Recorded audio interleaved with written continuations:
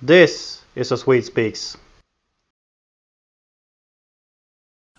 Hi, today I'm here with Hans Erling Jensen, and you are actually a Dane who lives in Sweden. Yes, you can say so. And that must be interesting. Well, that depends on what you mean with interesting. I have lived in Sweden now for 26 years. Yes. And I have been traveling around in Sweden since I was 13 years old. That was in 1963, and I can tell you that was a total different Sweden from what it is now. So how has Sweden changed since the 1960s in your view? Oh, it has changed absolutely, I can tell you that. When I started to come there in the first 10 years I was there, Sweden was innocent. It was really innocent. It was a nice, beautiful country, great nature, great people, and the worst thing they had over there were people running around in big American cars, drinking a little bit of beers, you know. And now it has changed, as you well know. Yes. Now they're shooting in the streets every day, and people are murdered here and there and everywhere. And the rate of finding out who the killers is, who is the people are committing those homicides, are close to zero. Yes. Yeah, you know that. Yes, I follow the news in Sweden. Yeah. So what is your view on Swedish politics? And do you think that being Danish gives you maybe a broader perspective here? I don't know. It's many years since I was living in Denmark. I'm following Denmark. I'm living close to Denmark. You could say that, close to Copenhagen. So we follow it on television all the time, and we see the differences are growing more and more clear. I mean, it's two different countries today, not like before. There was a lot of similarities. Yes. They are all gone now. Yeah, yes, Sweden has become very different even from its closest neighbors. Yes, it has moved from the neighbors' thinking. I don't not know what has happened, or maybe it was all the time underlying, and we just didn't see it. Yes. It has been very clear. The last 7-8 years, it has changed rapidly. It has been parted. There are families are falling apart, friendships are falling apart, and a lot of things are falling apart because of political Disagreements. disagreements. And that is unfortunately things.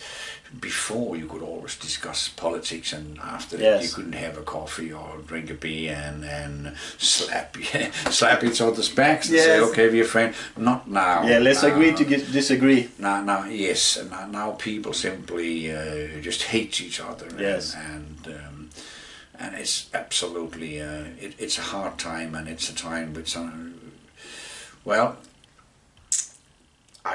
no one could foresee that 20 years ago. No. I left Sweden 12 years ago, and even only moving to Norway made me see that when I wasn't living in Sweden anymore, and I would visit Sweden from time to time, and suddenly I saw how Sweden has changed in just one decade. Because Sweden in 2006 was a crazy country, but they were not insane the way it has become. No. So I have also seen this with people who stop talking to you, who unfriend you on social media, and who don't want to associate with you because you think the wrong way. Yeah. But I also know that you have been involved in aid work, helping what we might call real refugees. Oh yeah. I have been really involved in aid work around the world, and I was involved during the period down in Sinjar and in Iraq when ISIS committed their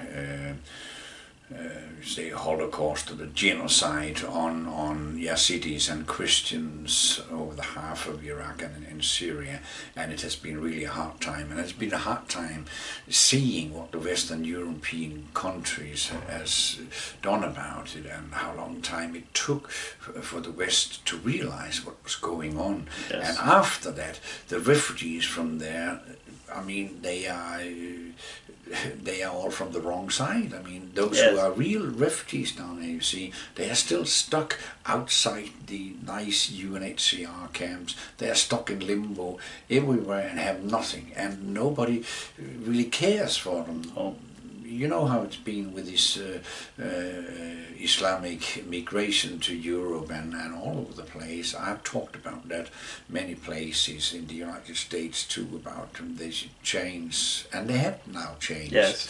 This believing in the UNHCR, which we all know are run by the UN, which we all know are run by the OIC, the Organization of Islamic Yes, exactly. Countries. So well, you get you get what you pay for. Yes, yes. So the response to your work in Sweden hasn't been very good. No, you can say it hasn't. In Sweden, I had been. I've got all the labels that a man can get because I've criticized Islam and I criticized the way we open up our doors for Islam. So I have been Nazified, fascified, and homofied, and all the labels that they could find. Yes. They have put onto me, and no one have mentioned the fact that I have been a part of rescuing more than 600 young girls and kids and women out of the hellhole which ISIS created around Mosul in 2014 and 15. Nobody has been interested in it. They've only been interested in my, as they call it, fanatic Islam critic. But I mean, it was Muslims who did it. Yes. ISIS is Islam, and Islam is ISIS, and those who say otherwise are liars, simply. Yes, they need to study Islam more closely, with well, open eyes. That is a problem where all our politicians in all of Western Europe, no one of them understands the Islamic canonic text is. For the first, because I'm sure they never read a book about it, not one of the Islamic books anyway. They have never read the Quran, and then they're trying to explain, no, it couldn't be that bad, because they're thinking with their own Christian values. Yes. And when you're thinking with your Christian values, of course you can never understand that what's in the Quran could be something which is the truth and which is good morale and good ethics for other people, because it's total upside down. It's about murdering the people who don't believe in your God. I mean, yes. For us it's total, it's crazy. I mean, it's criminal in the way that we say, no, they can't believe that, because we believe, or we have been raised to believe, that all cultures are the same, and all religions and cultures, in the bottom line, they just want peace, and they have the same wishes all over over the planet. Yes. But we who knows about what it is, we know that's a lie, and that's a very dangerous lie. Yes, I used to say that Swedes in general tend to believe that, for one thing, there is nothing Swedish, but on the other hand, we, the collective Swedish we, not me in particular, will think that, but there's a Swede living inside of everyone. If we're just nice to people, they will see that we're nice, and they're going to be grateful, and they will become like us. Which, of course, is not happening. I mean, that's one of the things, you pointed one of these things here, Johan, which is very strange. See, all other cultures are really full of values when you're looking with the Swedish side, but the Swedish culture